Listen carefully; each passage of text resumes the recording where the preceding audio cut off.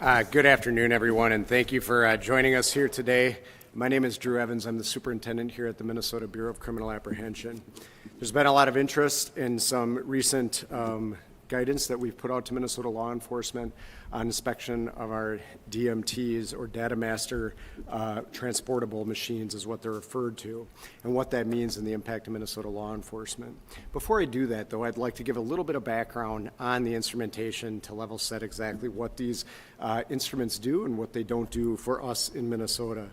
There's currently 220 instruments that are deployed across the state of Minnesota, and approximately 4,500 users that utilize these instrumentation to conduct breath alcohol tests on individuals that are suspected of driving while intoxicated.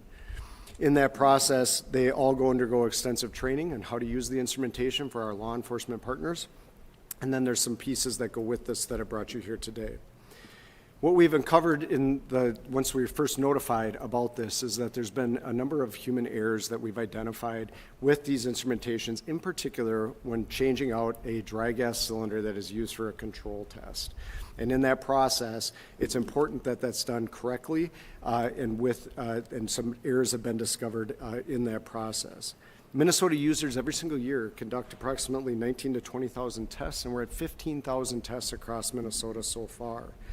In this process that we've identified, where there's been human errors in terms of changing out these gas cylinders, that we have approximately 275 tests that may be impacted. That's what's important to know in this, that every one of those cases need to be individually examined by prosecutors at the Attorney General's office that are working through that to determine whether or not that test was impacted. Here's what we're doing in this process. Last Friday, we notified all Minnesota users of this instrumentation that they need to check the instrument. And it's important for everybody to know that these instruments at those locations across Minnesota are at locations to be used by any of the users that may be using it in their area. And what that means is a particular agency, or in this case when we've identified counties or locations where these machines might be, the errors that occurred may or may not have been done by those agencies. Part of the agreement with these is to ensure that everybody has access to the machines, is that all law enforcement in the area has the ability to use the machines. So it's an important fact that when this errors with changing out the cylinder may have been done by another entity when we're working through that process. The inspection that we asked is we did not take the fleet completely offline. What we did is we asked for the fleet not to be used, any of the instrumentation, until a simple 5-minute check can be done. What that involves is removing the cylinder and ensuring the information that is on the cylinder, which I'll show you in a moment, is accurate in the machine, and that a control change test is performed to ensure that it matches the information after they reinsert it in that process.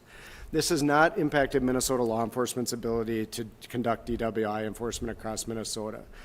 Many of the machines were examined in that period, and they can go right back online because they're accurate in the testing process, and they can use the machines again. Or law enforcement, if a machine is not available, can engage in toxicology testing, which we also have that laboratory here at the BCA as well, to test alcohol content in blood and urine and other substances, which we do on a regular basis. I want to be clear that these instruments, we have complete faith in the instrumentation and the accuracy of the test results. These errors that occurred in this process are a result of this change, not several factors that might have been in that process. So what we're doing going forward after this inspection is that in order to ensure that we have less people working on these and changing them. Again, I noted there were 4,500 users across Minnesota. That's a large number of people that have to revert back to their training that may not change these on a regular basis, where we have a calibration team that manages and inspects and maintains this fleet here at the BCA. They will take over going forward the changing of those gas cylinders. It's not that law enforcement doesn't do this well. Tens of thousands of cases every single year, and they change out these cylinders. It's that when we learn of some errors, we think through critically here at the BCA how we can eliminate those, and by bringing this change process into a fewer number of people, we're able to eliminate some of those errors along the way. We're working on that as quickly as possible across the state of Minnesota, and we will also make sure that those cylinders are no longer accessible by anybody other than the scientists that work here at the BCA and technicians that are working on these instruments every single day. I want to thank our Minnesota law enforcement partners for paying prompt attention to the request. It came on a Friday coming into a busy weekend, but once we learned of additional locations where there were a variety of errors from either the wrong cylinder being installed that was not provided by us, we provide the cylinders, or data entry errors in that process, that we felt it was incumbent that we get the information out as quickly as possible so that our law enforcement partners can inspect them. Because the last thing they want is to have a breath test that could potentially be impacted as they're working diligently every single day to remove impaired drivers from Minnesota roads across Minnesota. I'm going to step over to the other table just quickly to show you what I'm referencing, and I would be happy to answer.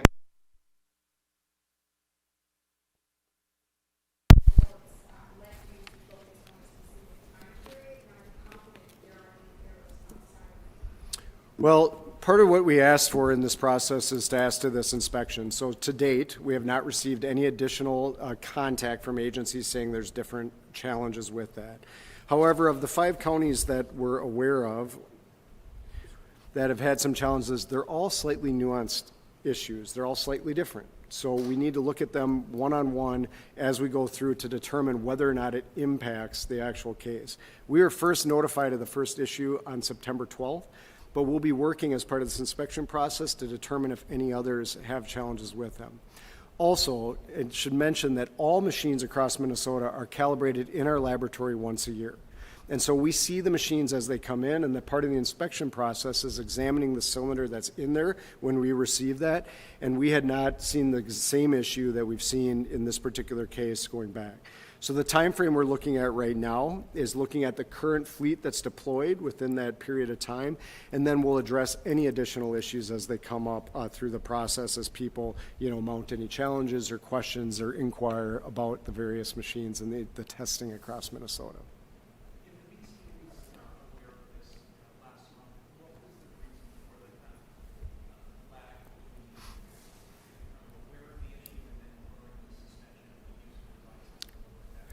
Yeah, so the question was for others is that if we were aware of this in September 12th, why was the review recently ordered as part of this process? When that first instrumentation came in, or that the notification as part of that process, we had no reason to believe it was a more widespread problem with the instrumentation. As we've been notified of some of the others that I said, they're all unique instances that appeared to be individualized, and as we learned over the last, as we've been working through the review on our own, we determined that this potentially could be more widespread given that there was similarity between some of the issues, and that's why we issued the request to inspect all these machines before using them further to make sure that that data entry error did not occur in any of the others. It's important to know that this instrumentation, is reliable, and it has the testing itself it is in terms of how the instrumentation works is a reliable machine, and it works well in that process. And those data entry errors may or may not actually impact the validity of the results in that process. So it takes us some time. As I said, there's 20,000 tests a year to go through some of the data that we have available to determine whether or not this was something that we need to do inspection, or if it was one or two off issues that we identified by self-reporting. I'll note one of the counties, even after this happened, they were doing their own change process that identified for us, and they followed their training exactly. They changed it out. They notified us that there was a problem with this, and we addressed that in there. That was the second two that we were working on, in the third, actually, in the process that we were notified of in that process. So certainly the checks and the training and the quality controls we have in place worked in some instances, and we want to make sure that others, where it may not have, that we go forward with that process.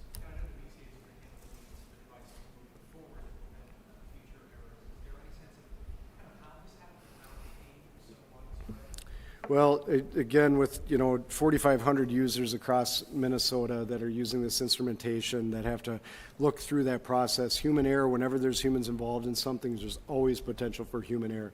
That's part of why we're looking at this process now and narrowing the number of people that will handle this, that do this every single day, and that their full-time job is the maintenance, inspection, and repair of these machines, so that's what we're doing it. Again, with that many users and human error, once this issue's been identified for us, it's not that law enforcement enforcement doesn't do it correctly. There's thousands and thousands of tests over many years where they've done a great job with this. It's a matter of looking at, if we identify an issue, what other ways can we work on to support our law enforcement partners across Minnesota to make sure that their testing is not impacted by a simple human error like this. So right now we know of 5 different situations, but we're continuing to look at that, and certainly that may be additional as we ask them to inspect. We just asked them on Friday to inspect. We didn't give them a time frame to do that. We asked them to inspect, not use the instrument until they have the ability to do that, and contact us with any problems that they see. And we have not heard from anybody yet, but we could hear from others. And that's fine. How many devices total? 220.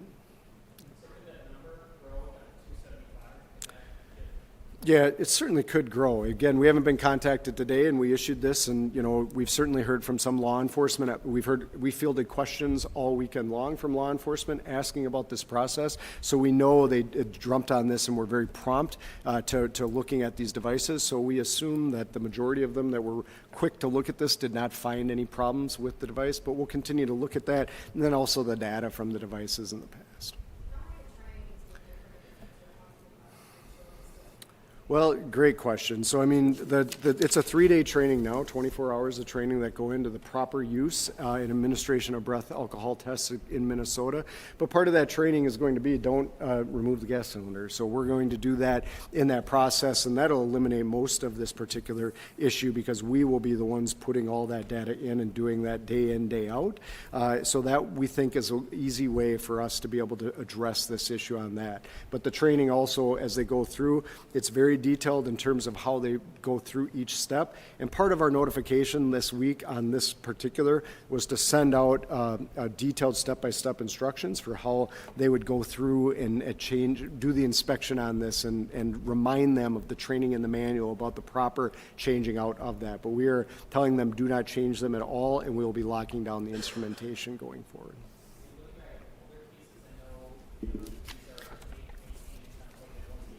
Yeah.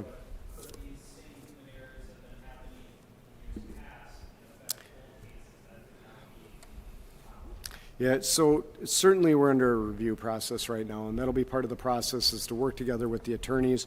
Obviously, we can't comment on pending litigation, and there certainly could be with these, so we'll be doing that review, working together with county attorneys and the Attorney General's office in part of this process, looking to determine if any cases going further back would be impacted.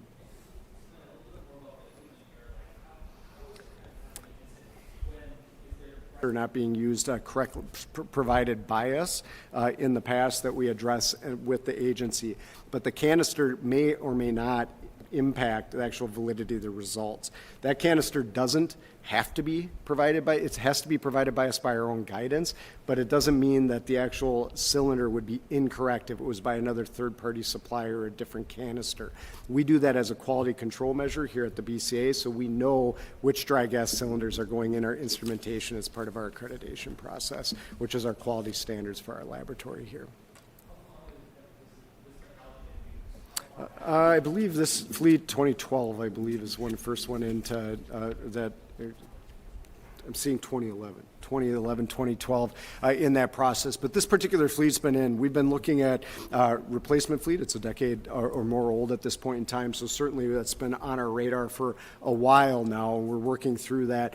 And part of that process is always looking at how do we improve the fleet that's in there. With this process, obviously this is an efficient way to measure blood alcohol out as opposed to going through toxicology, which is a very accurate measurement as well, but it requires getting a search warrant to gather that, so it takes the law enforcement more time. So that's why the utility of our fleet remains in Minnesota and why we've looked to have these instruments across the state.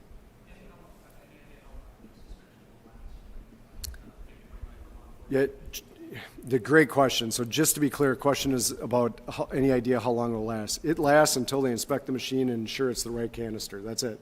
So the instructions were to go back on line, it's a 5-minute inspection, make sure it's the right canister, all the information matches, and then that particular instrument can be used again. We did not suspend the fleet whole until it was a green light by the BCA. It was make sure that you inspect this to make sure the information is accurate so it doesn't impact any tests moving forward, and then they can use the instrument again. We have full faith in the instrumentation and the validity of the results if everything is entered correctly. One more question? Anybody got one?